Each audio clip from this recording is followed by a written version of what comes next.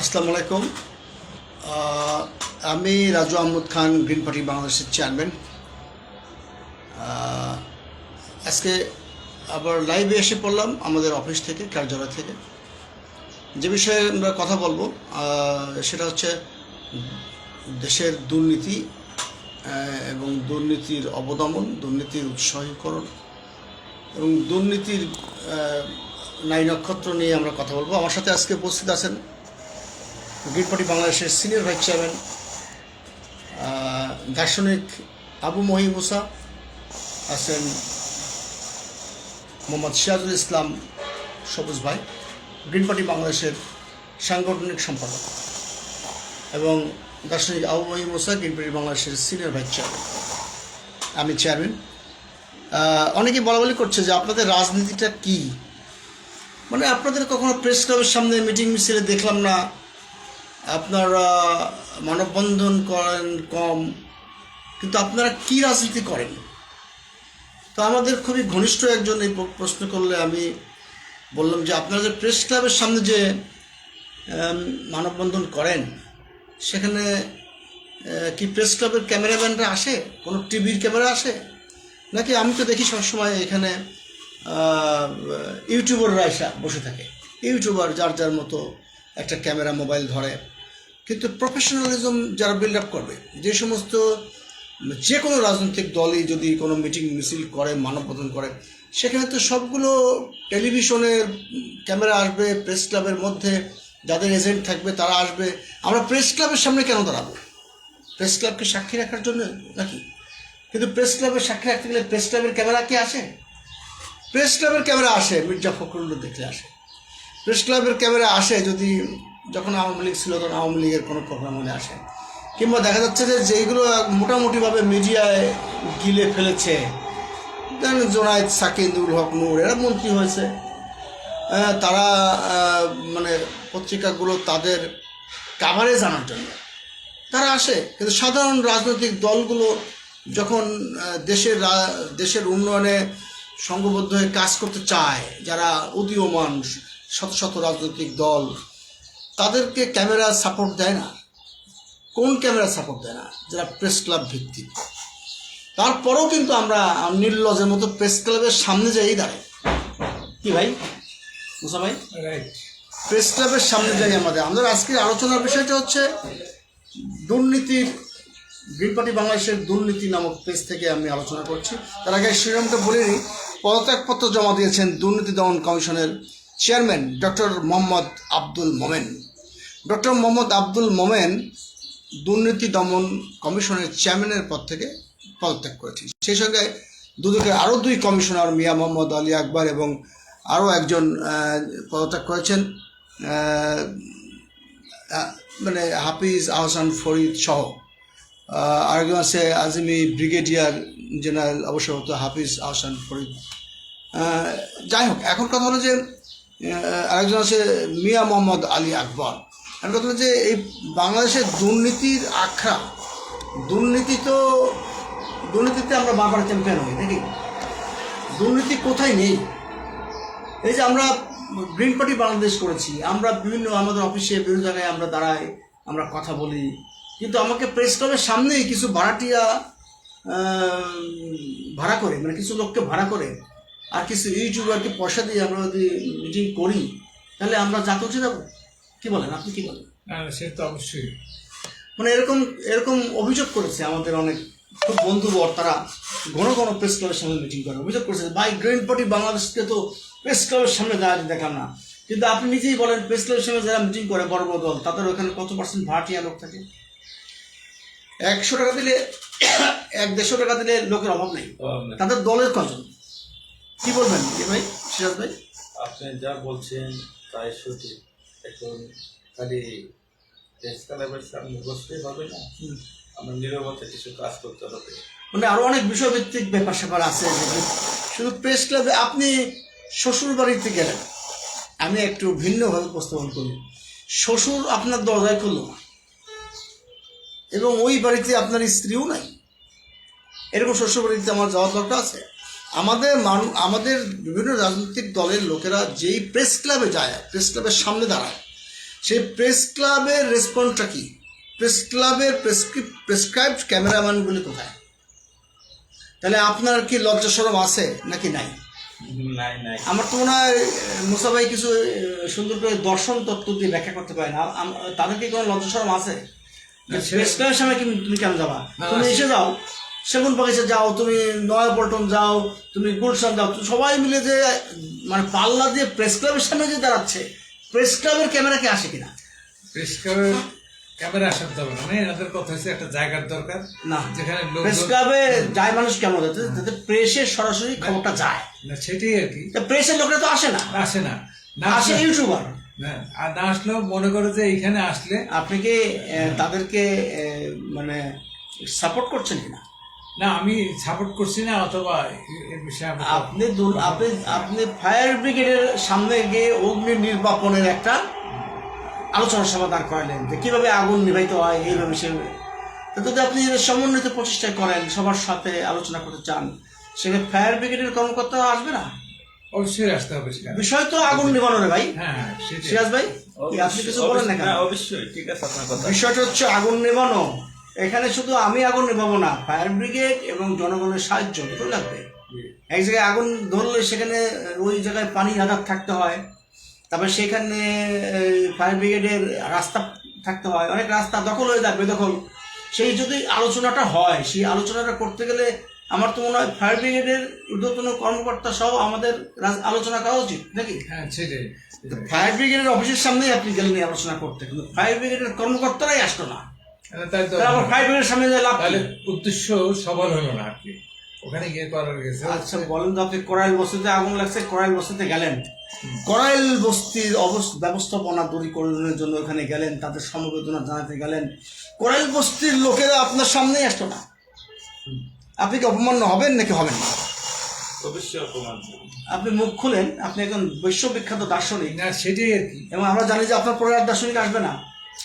আসলে ওই সাতার দার্শনিক আমার দরকার কি, যারা এখনকার সমস্যা নিয়ে কথা বলেন না? আপনি তো প্রতিদিনই লাইভে আসেন। হ্যাঁ সেটাই আর কি, যদি এরা না আসে হ্যাঁ, তাহলে তো ওখানে গিয়ে কোনো বস্তিতে যাই আপনার বস্তির সমস্যার সমাধান। আপনি এটা বুঝতে হবে যে আমার টার্গেট থাকবে যে একটা এর একটা আউটপুট আমাকে পেতে হবে। তাহলে তো আপনি অফিসে বসে বলতে পারেন। হ্যাঁ সেটাই আর কি। আমরা তো অফিসে বসে বলতেছি, এটা কি সোশ্যাল মিডিয়ায় সবাই শুনতেছে না? হ্যাঁ আচ্ছা, এই আজকের বিষয়টা হচ্ছে দুর্নীতি দমন কমিশনার পদত্যাগ করেছে। আচ্ছা বলুন তো, এটা দুর্নীতি দমন কমিশনের অফিসের সামনে যে বলে লাভটা কি? যদি দুর্নীতি দমন কমিশনের অফিসে যাবোই আমরা, ওখানে যদি উল্টো লাঠির বাড়ি খাইতে হয়, অসহযোগিতা পাইতে হয়, দুর্নীতি দমন কমিশনের লোকজন মনে করেন নাই বা আসলো। কিন্তু আপনি মনে করেন যে ঢাকা স্টেডিয়ামকে, আমার কথা কি ভালো লাগছে নাকি? অবশ্যই আপনি ঢাকা ফুটবল স্টেডিয়ামকে আরো সংস্কার করে বড় করার জন্য ওখানে আলোচনার ডাক দিলেন। তো যারা ওখানে কর্মকর্তারা আছেন, যারাও চায় যে এটা একটু সংস্কার করে বড় হোক, তারা কি আসবে না? তাহলে তোমার ওখানে আমি কেন যাবো? তোমার ওখানে আমি যাই আমার লোকজন নিয়ে গাড়ি ভাড়া দিয়ে আমার ওখানে যাই কেন? আমার মিটিং করতে হবে? না না সেটাই।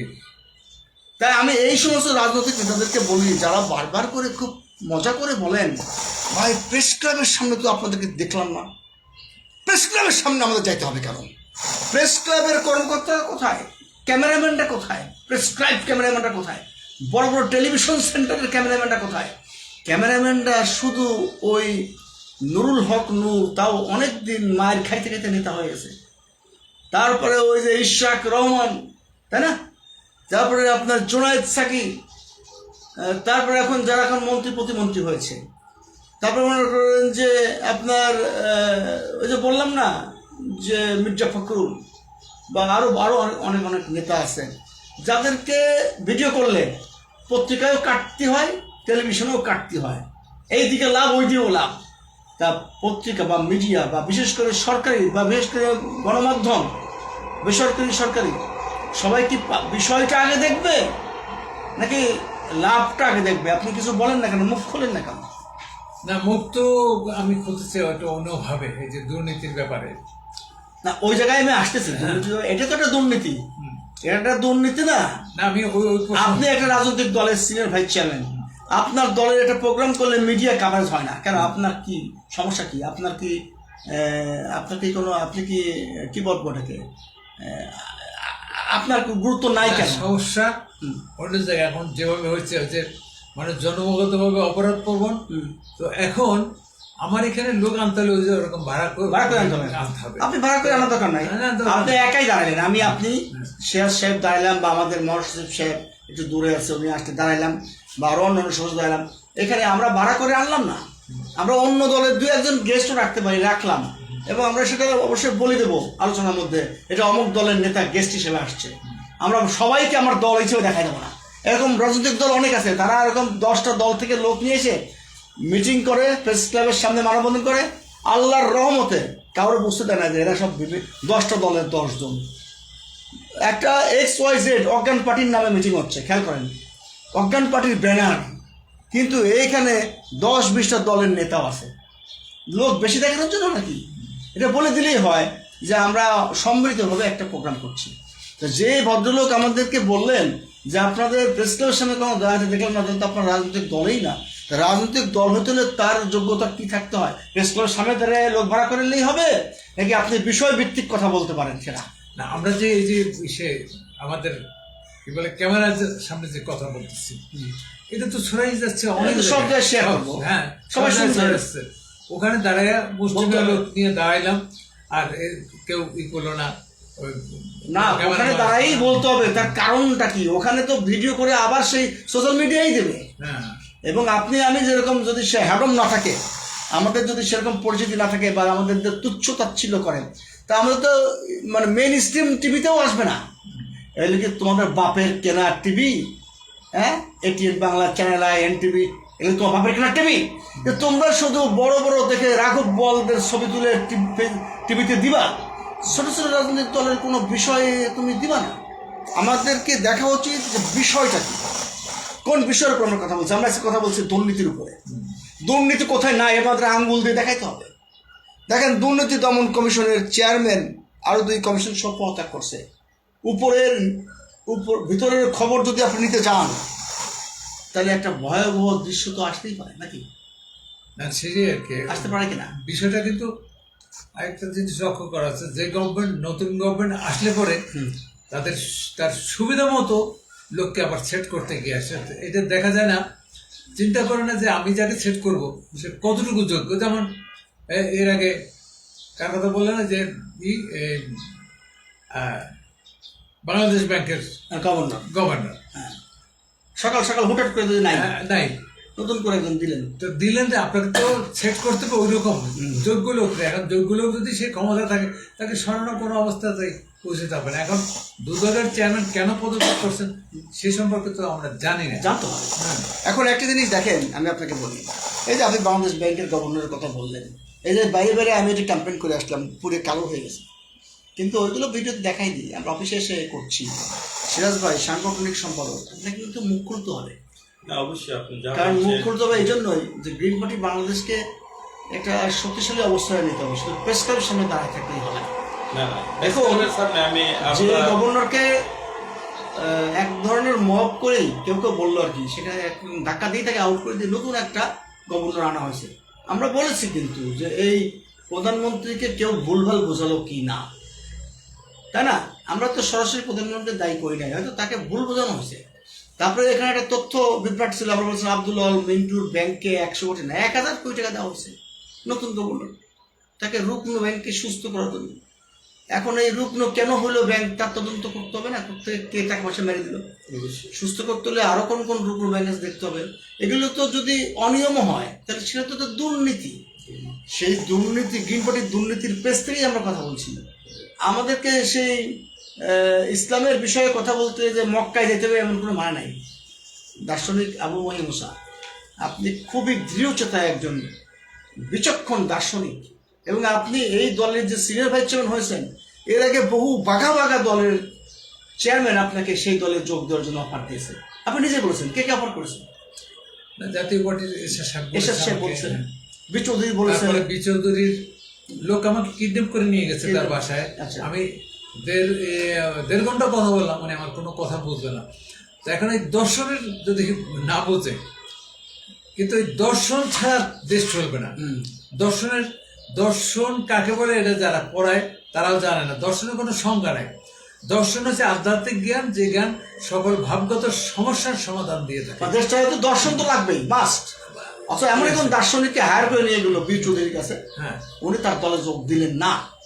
কিন্তু আপনি গ্রিন পার্টি বাংলাদেশে যোগ দিলেন কেন? না, আমি গ্রিন পার্টির বাংলাদেশের যে যিনি চেয়ারম্যান রাজু আহমেদ খান, তার সবকিছু আমি অ্যানালাইসিস, তার ব্যবহার, তারপর তার যোগ্যতা, তিনি চাকরি করেছেন ব্যাংকে একজন সিনিয়র অফিসার হিসেবে। তো তার সবচেয়ে তার ব্যবহারটা আমাকে মুগ্ধ করেছে, যে কারণে আমি সব ছেড়ে, আমি তো যতগুলো দলের ব্যানারে আমি বক্তব্য রাখছি, প্রত্যেক দল অন্তত 5টা দল আমাকে উপদেষ্টা করে রেখেছে, কিন্তু এইখানে আমি করছি কেন, আমি কমিটিতে আসলেন কেন? হ্যাঁ, সেইটা আপনি যেমন আমার মধ্যে কিছু পেলেন, আমি আপনার মধ্যে কিছু পেলাম, কিন্তু এখনো কেন মানুষ বলছে গ্রিন পার্টি বাংলাদেশ রাজনৈতিক দল, সে তো একটা প্রেস ক্লাবের সামনেই দাঁড়ায়নি। তো এই জন্য এই বিষয়টা মানুষের মানে বিশেষ করে যারা বিষয়টাকে দিয়ে মিশ্র প্রতিক্রিয়া ব্যক্ত করছে, বোঝার জন্য বললাম আর কি, যে এইগুলো শুধুমাত্র মানে লোক দেখানোর জন্য করলে রাজনীতি হবে না।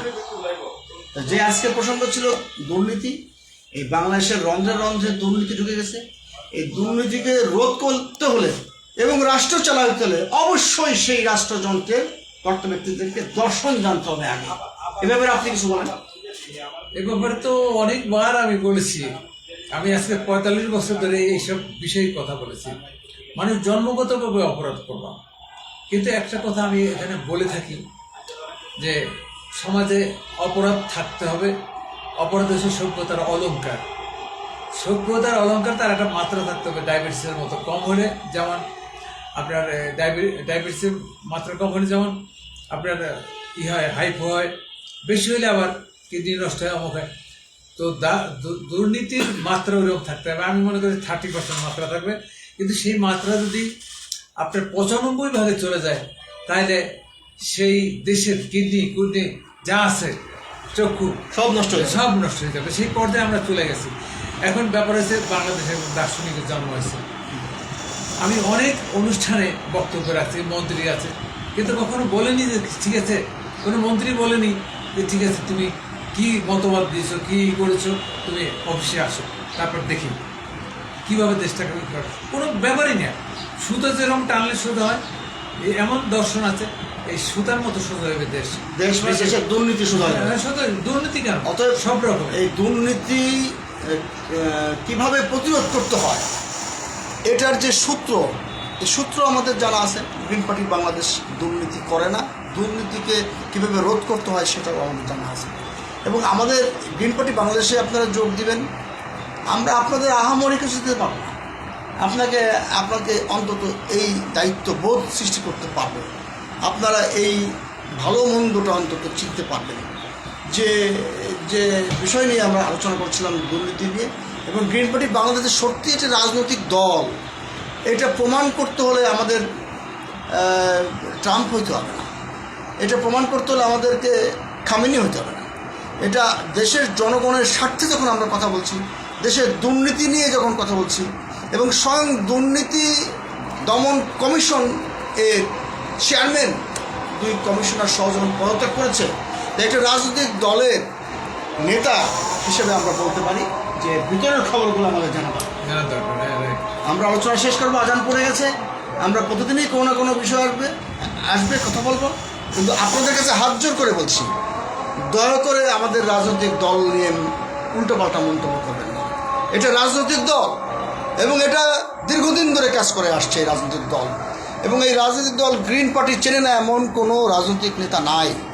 কিন্তু আমাদেরকে বারবারই প্রমাণ করতে চাচ্ছে তারা যে আপনারা অনেক লোক ভাড়া করে নিয়ে এসে মিটিং মিছিল কেন করলেন না, তাহলে আপনাদের রাজনৈতিক দল প্রশ্নবিদ্ধ। দুর্নীতির কাছে যদি আপনারা থাকেন, দুর্নীতিকে যদি আপনারা আশকারা দেন, তাহলে আপনারা লোক ভাড়া করে মিটিং করেন, মিছিল করেন, কোনো সমস্যা নাই।